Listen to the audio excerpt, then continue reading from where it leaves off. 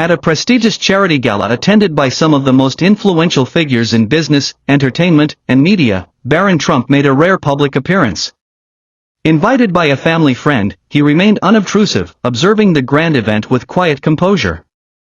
The evening was filled with laughter, conversation, and the refined ambience of a ballroom illuminated by crystal chandeliers. A string quartet played softly in the background as attendees mingled over fine champagne and hors d'oeuvres. As the night progressed, anticipation grew for the keynote speech, delivered by a well-known journalist celebrated for their sharp wit and unapologetic commentary. The journalist took the stage confidently, beginning with light-hearted humor that warmed the crowd. They joked about city traffic and past gala mishaps, eliciting laughter and easing the room into a comfortable rhythm.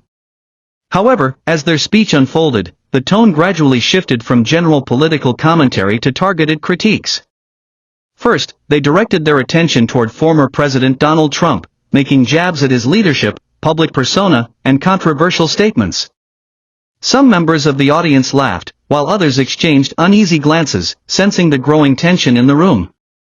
Then, in a moment that caught many off guard, the journalists turned their focus to Barron Trump. They quipped about his privileged upbringing, referencing his life and luxury and the unique pressures of being the son of such a polarizing figure. The mood in the ballroom changed instantly. Laughter faded into hushed murmurs, and a heavy silence settled over the crowd. All eyes turned toward Barron, who remained seated, his expression unreadable. Rather than reacting with visible discomfort or outrage, he sat still, exuding a quiet resilience that only heightened the tension in the room. As the journalist attempted to regain control of the moment with forced humor, it became evident that the energy in the room had shifted. Barron then made a move that no one had anticipated. He slowly stood, his tall frame commanding attention. The subtle scrape of his chair against the floor was the only sound in the otherwise silent room. Without hesitation, he walked toward the stage with deliberate, measured steps, his composed demeanor unwavering. The journalist, who moments before had exuded confidence, now seemed visibly unsettled by his approach. When Barron finally reached the edge of the stage, he spoke not with anger or retaliation, but with remarkable poise and clarity. His words were not defensive. Instead, he calmly acknowledged the reality of public scrutiny, stating that he understood the nature of media and comedy. Yet, he challenged the audience to remember that behind every headline and punchline, there was a real person with their own thoughts, experiences, and struggles. He did not demand sympathy, nor did he lash out. Rather, he invited reflection on the power of words and the responsibility that comes with them. His response resonated deeply. The once divided audience, some of whom had laughed along with the jokes, now found themselves moved by his maturity and restraint. By the time he finished speaking, the weight of his words lingered in the air.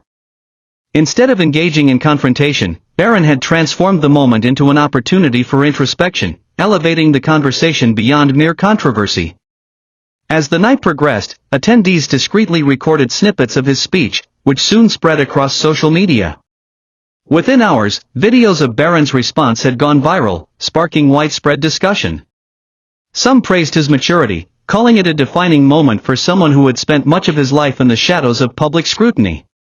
Others debated the ethics of the journalist's remarks, questioning whether public figures, especially young ones, should be subjected to such commentary. The journalist later issued an apology, acknowledging that their remarks had crossed a line. However, the discourse surrounding the event extended far beyond a simple apology. Talk shows, podcasts, and online forums dissected the incident, with many pointing to Barron's reaction as an example of how dignity and composure can shift the narrative. Some saw his speech as a necessary reminder of the importance of civility in an increasingly polarized world. Despite the media frenzy, Barron himself did not dwell on the attention. Those close to him noted that he quietly returned to his routine, focusing on his studies and personal interests, unaffected by the public spectacle. Yet, the impact of that night endured. His response became a teaching moment, discussed in schools and homes as an example of grace under pressure. Parents used it to impart lessons about respect, empathy, and the importance of standing up for oneself without resorting to hostility. Educators incorporated it into discussions on media responsibility and the ethics of public discourse. More importantly, Barron's response transcended political affiliations. People from different backgrounds and perspectives found common ground in admiring his ability to handle an uncomfortable situation with wisdom beyond his years. His actions reminded the world that words, though powerful, should be wielded with care. They can be used to divide, to mock, to wound, or they can be used to heal, to unite, and to inspire.